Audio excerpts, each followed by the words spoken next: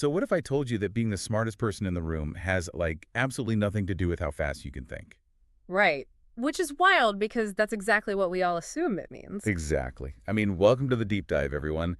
Today we are looking at this idea where true intelligence is actually defined by what you do in a very specific um, 6-second window. Yeah, just 6 seconds. Because we all know someone who is just undeniably, intimidatingly smart. Sure. And usually, when we picture that kind of intelligence for you or me, there is this expectation of a whole fireworks show. Oh, totally. The human supercomputer. Yeah. You sit down in a meeting, and you expect to see raw processing power, just churning out brilliant ideas at light speed, dominating the room, always having that perfect, witty comeback ready to go. Which is such a cinematic image, right? We culturally categorize intelligence as this loud, visible, aggressive trait. We treat it like, an inherent superpower you're just born with. Like a genetic lottery or something. Exactly. But when you strip away the mystique of the genius and actually look at the behavioral landscape of highly effective thinkers, that entire image just shatters. They aren't the loudest ones. Rarely. And they are almost never the ones showing off. And that's our mission for you today in this deep dive. We are cracking the code on real-world intelligence, using insights from some really fascinating research on the principles of thought and action of smart people. It's a great set of sources. It really is, because we want to prove that true intelligence isn't about showing off how much you know. It is entirely about how you listen, how you react, and how you define reality. And it's so refreshing because it frames intelligence not as a trait, but as a series of actionable habits.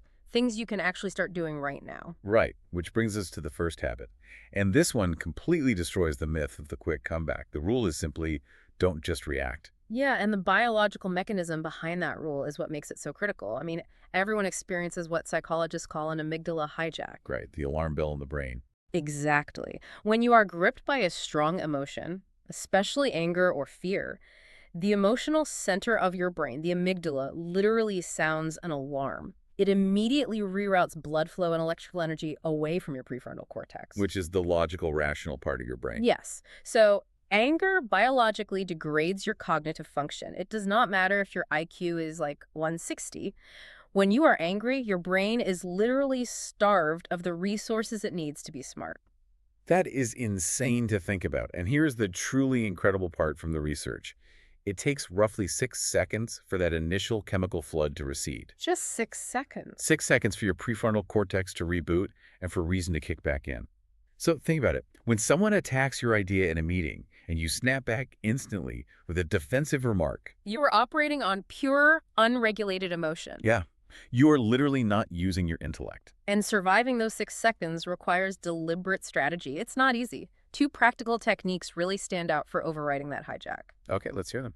The first one is almost painfully simple. Keep your mouth shut. Huh. Easier said than done. Right. But silence is your shield while the chemicals clear. Just don't open your mouth. The second technique is to actively occupy your brain to force that prefrontal cortex back online. How do you do that in the moment, though?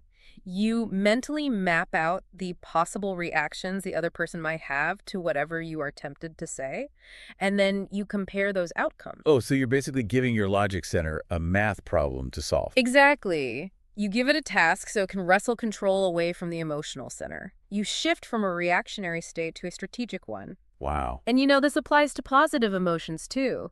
Highly intelligent people maintain this deliberate cool-headedness even when they are winning. Wait, really?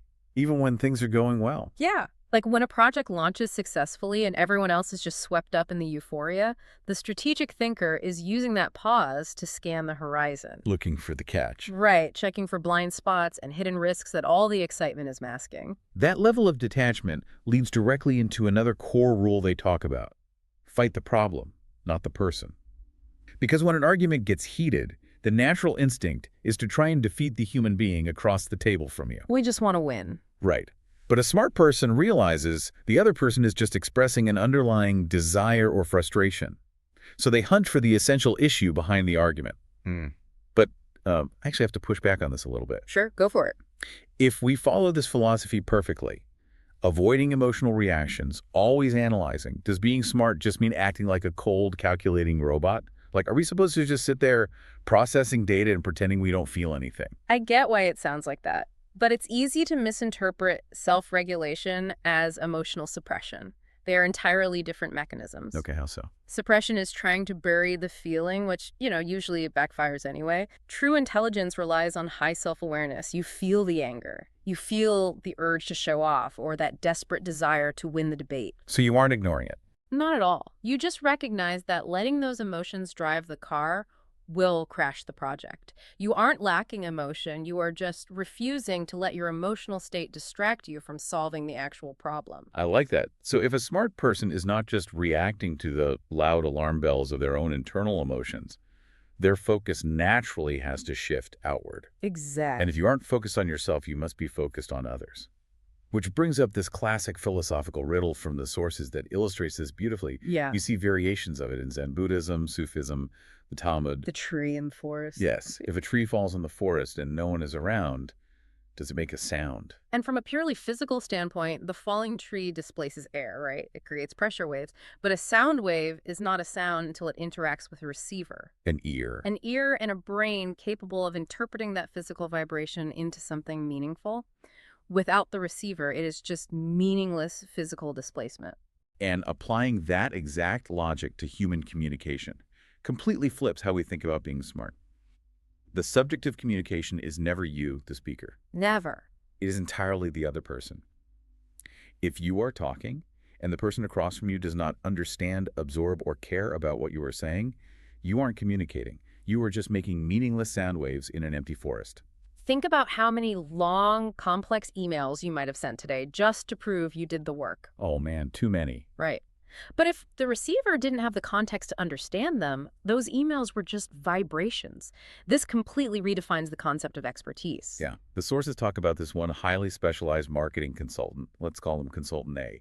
They had an encyclopedic knowledge of market dynamics that completely dwarfed the client's understanding. And the amateur move there, the ego-driven move, is to unleash all that knowledge, to preach about the grand theories of marketing just to prove you are worth your exorbitant hourly rate. But Consultant A deliberately held back. They didn't dump their expertise on the table because knowledge only transforms into actual intelligence when it is calibrated and used for someone else. So communication is basically like playing a game of catch. Yes, I love that analogy. It doesn't matter how impressively fast or fancy I throw the ball. If you don't have your glove up to catch it, I've just thrown a ball into the dirt. Throwing 100-mile-per-hour fastballs at someone who doesn't even have their glove up isn't impressive. It's just reckless. You have to wait for the receiver. And the desire to show off usually stems from a deep need for recognition, right? We demand that validation by leaning on our job titles. We want people to listen to us because we are the director or the manager. But demanding recognition through a title only attracts flatterers. It attracts people with ulterior motives who just want to leverage your position. So the intelligent countermove is to invert the dynamic. Instead of demanding that the room fulfill your need for recognition, you become the person who fulfills everyone else's need for recognition. You listen to them, you validate their contributions, you make them feel seen. And that builds genuine trust, which ensures they actually have their gloves up when you finally need to throw an idea their way. Exactly.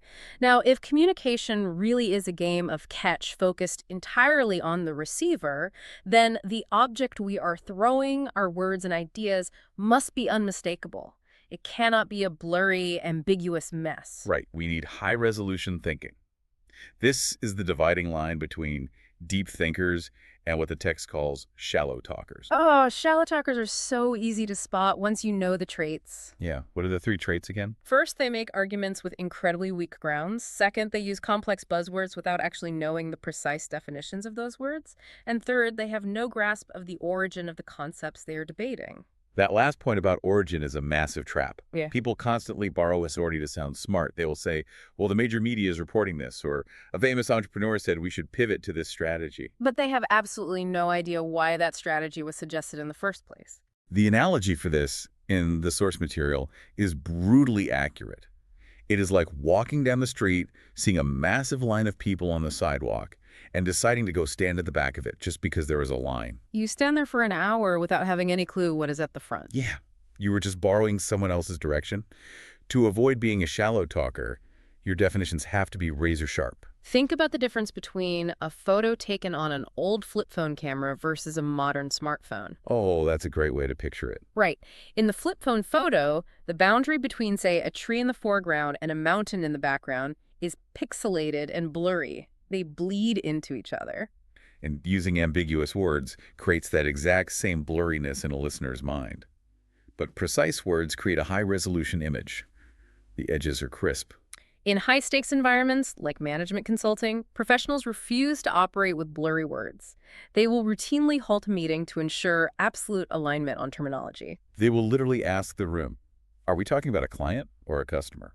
Because in their operational reality, a client implies a long-term advisory relationship, while a customer implies a transactional retail interaction. Blurring those two words leads to entirely different business models. I could hear people groaning at that idea right now, though. Like, stopping a fast-paced meeting to essentially pull out a dictionary and argue over semantics sounds incredibly pedantic. Doesn't that just ruin the natural flow of the conversation? It definitely applies the brakes in the short term, but we have to distinguish between apparent efficiency and actual effectiveness. Meeting. Rushing through a meeting using assumed definitions feels fast today, but it guarantees massive, costly misunderstandings 3 weeks from now.